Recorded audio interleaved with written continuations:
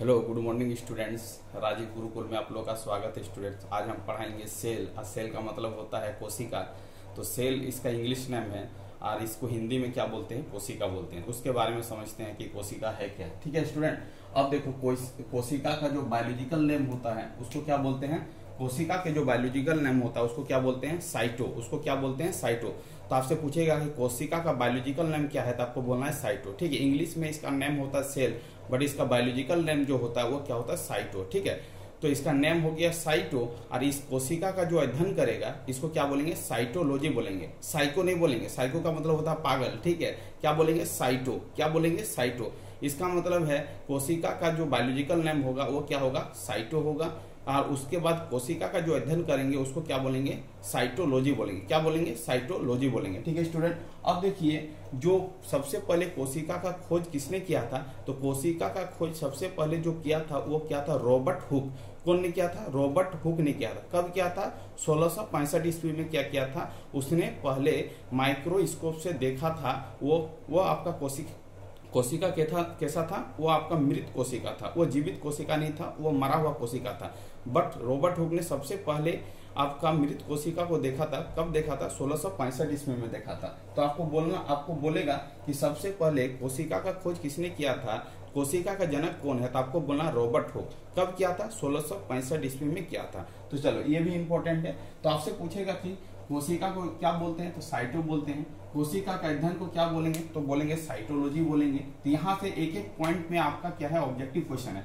तो कोशिका का नाम क्या पड़ा, तो कोशिका को क्या बोले, साइटोलॉजिकल बोले, साइटो बोले। इसका नाम हुआ बायोलॉजिकल नेम। कोशिका का अध्ययन को क्या बोलते हैं, साइटोलॉजी बोलते हैं। कोशिका के अध्ययन को क्या बोलेंगे, साइटोलॉजी बोलेंगे। कोशिका का खोज किसने किया था, इसका जनक कौन है, तो आपको बोलना रॉबर्ट हुक। कब किया था, 1665 ईस्वी में किया था। ये कैसा कोशिका था, मरा हुआ कोशिका था, डेड सेल था। ठीक है, चलो ठीक है, ये भी समझ में आ गया। जीवित कोशिका का खोज किसने किया था, तो जीवित कोशिका का जो खोज किया था एंटोनी वॉन ल्यूवेनहॉक ने क्या किया था, ये जीवित कोशिका का खोज किया था। तो आपसे पूछेगा कि जीवित कोशिका का खोज कौन किया था, तो आपको बोला एंटोनी वॉन ल्यूवेनहॉक ने क्या किया था, जीवित कोशिका का खोज किया था। ठीक है, यह भी ऑब्जेक्टिव क्वेश्चन है। कोशिका सिद्धांत मतलब हमारा शरीर जो कोशिका से बना हुआ है, इसने कौन बोला था, यह सिद्धांत कौन दिया था, तो एक साइंटिस्ट थे, उसका नाम था स्लाइडेन और क्या, स्वान। स्लाइडेन और स्वान ने दिया था कोशिका सिद्धांत के बारे में। तो आपसे पूछेगा कि सेल थ्योरी किसने दिया था, तो आपको बोला स्लाइडेन और स्वान ने दिया था। कौन दिया था, स्लाइडेन एंड स्वान ने दिया था कोशिका सिद्धांत को। अब देखो स्टूडेंट, सबसे छोटी कोशिका और आपका सबसे बड़ी कोशिका, ओवरऑल पूरा इस पृथ्वी में सबसे छोटी कोशिका वो जो है वो आपका क्या है, माइक्रोप्लाज्मा है। क्या है, माइक्रोप्लाज्मा है। ये आपका क्या होता है, यूनिसेलुलर होता है। मतलब यूनिसेलुलर मतलब एक सेल का बना हुआ रहता है। ठीक है, तो आपसे पूछेगा कि सबसे छोटी कोशिका कौन है, तो आपको बोला माइक्रोप्लाज्मा। सबसे बड़ी कोशिका कौन है, तो आपको बोला शुतुरमुर्ग का अंडा। सबसे बड़ी कोशिका जो होगा वो किस में होगा, शुतुरमुर्ग के अंडे में होगा। तो आपसे कंपटीशन एग्जाम में पूछेगा कि सबसे बड़ी कोशिका किसमें पाया जाता, तो आपको बोला शुतुरमुर्ग का अंडा में पाया जाता। आपसे पूछेगा कि सबसे छोटी कोशिका किसमें पाया जाता, आपको बोला माइक्रोप्लाज्मा में पाया जाता। ठीक है स्टूडेंट, यहाँ तक आपको समझ में आ रहा है, ओवरऑल सबसे बड़ी एंड ओवरऑल सबसे छोटी। तो ये वाला जो है इंपॉर्टेंट है। ठीक है, अब आते हैं कि हम लोग का मानव में भी सबसे छोटी और सबसे बड़ी कोशिका होता है। तो मानव में जो सबसे छोटी कोशिका होता है वो आपका मेल का क्या होता है, स्पर्म होता है। क्या होता है, मेल का क्या होता है, स्पर्म होता है। इसका मतलब है कि मानव में सबसे छोटा जो कोशिका होगा वो आपका क्या हो जाएगा, स्पर्म हो जाएगा।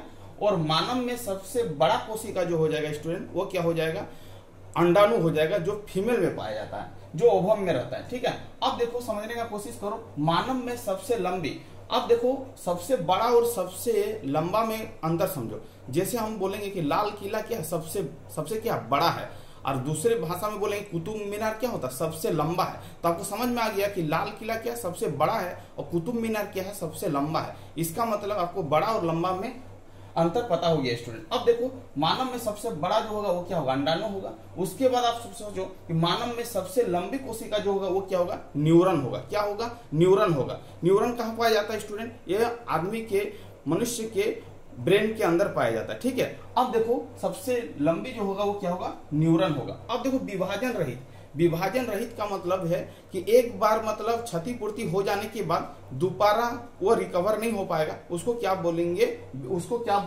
विभाजन रहित। वो क्या है, आपका न्यूरॉन है। न्यूरॉन में एक बार चोट लग जाने के बाद, एक बार कोशिका का विभाजन हो जाने के बाद फिर उसमें क्षतिपूर्ति नहीं होगा। इसका मतलब है सबसे कम विभाजन किसमें होता है, न्यूरॉन में होता है। न्यूरॉन कहाँ पाया जाता है, ब्रेन में पाया जाता है। यदि एक बार यदि कोशिका का मतलब डैमेज हो गया तो फिर कोशिका पुनः निर्माण नहीं हो पाएगा, तो उसको क्या बोलेंगे, विभाजन रहित। तो कहाँ विभाजन रहित कम है, न्यूरॉन में कम विभाजन रहित होता है। इसीलिए पुलिस लोग क्या बोलते हैं, हेलमेट लगा के चलो, नहीं तो एक बार यदि सर में चोट लग जाएगा तो फिर दिक्कत हो जाएगा। इसीलिए क्या बोलता है, अपनी सेफ्टी के लिए हेलमेट लगा के चलना चाहिए, क्योंकि न्यूरॉन एक बार डैमेज हो जाने के बाद वो क्या होगा, फिर से पुनः उसका रिकवर नहीं हो पाएगा।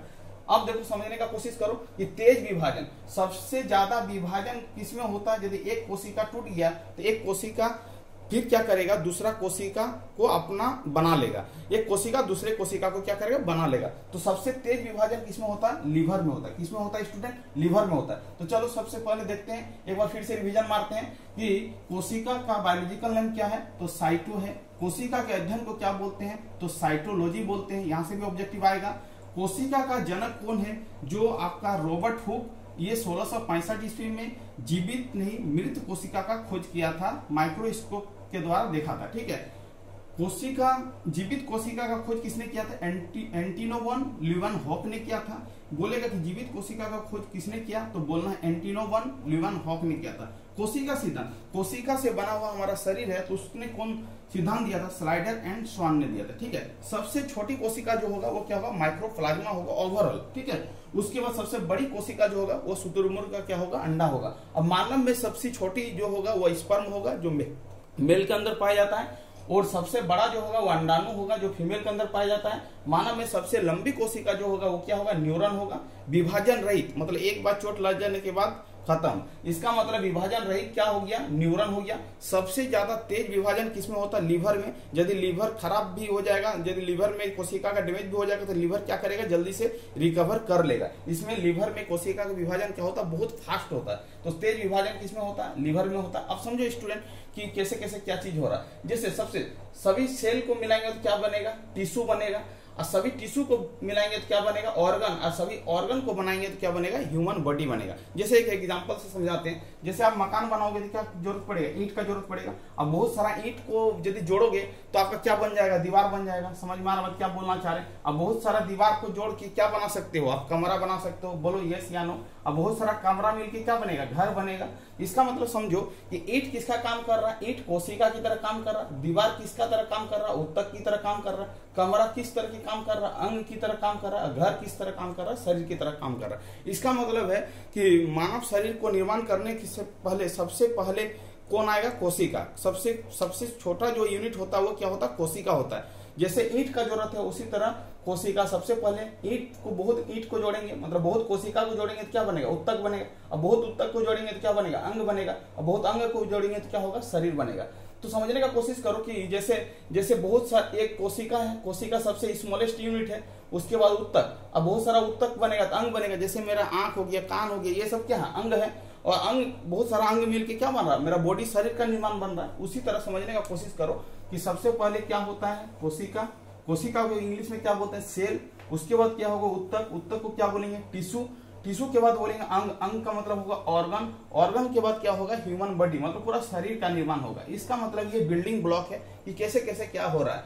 तो जो सबसे स्मॉलेस्ट यूनिट होता है वो क्या होता है, सेल होता है। तो स्टूडेंट आपसे यहाँ से ऑब्जेक्टिव क्वेश्चन आने की संभावना बहुत ज्यादा है। आपसे पूछेगा कि इसका बायोलॉजिकल नेम क्या होता है, साइटो अध्ययन, साइटोलॉजी। खोज कौन किया था, रॉबर्ट हुक। ये आपका मृत कोशिका था। जीवित कोशिका का खोज किसने किया था, एंटिनो वन ल्यूवेनहॉक ने किया था। कोशिका सिद्धांत किसने दिया था, स्लाइडर एंड स्वान दिया था। सबसे छोटी कोशिका माइक्रोप्लाज्मा, सबसे बड़ी कोशिका शुतुरमुर्ग का अंडा। मानव में सबसे छोटे स्पर्म, मानव में सबसे बड़ा अंडाणु। उसके बाद मानव में सबसे लंबी जो होगा वो क्या होगा, न्यूरॉन होगा। कहाँ पाया जाता है, ब्रेन में पाया जाता है। विभाजन रहित, जो विभाजन नहीं होगा, न्यूरॉन। तेज से विभाजन होने वाले कोशिका का नाम क्या है, लीवर। उसके बाद पूछेगा बहुत सारा कोशिका को मिलाएंगे तो क्या बनेगा, तो उत्तक बोलना। उत्तक को क्या बोलते हैं, टिश्यू। बहुत सारा टिश्यू को मिलाएंगे तो क्या बनेगा, ऑर्गन। ऑर्गन को क्या बोलेंगे, अंग और बहुत सारा अंग मिलाएंगे क्या बनेगा, ह्यूमन बॉडी मतलब शरीर का निर्माण होगा। ये आपका क्या है स्टूडेंट, सेल का आपका इंट्रोडक्शन चैप्टर है। यहाँ तक आपको क्या करना, कंप्लीट करना है। कंपटीशन पॉइंट ऑफ व्यू से आपका यहाँ से क्वेश्चन आने की संभावना 100% श्योर है। आप यहाँ तक आपने दिमाग में इन कर लो।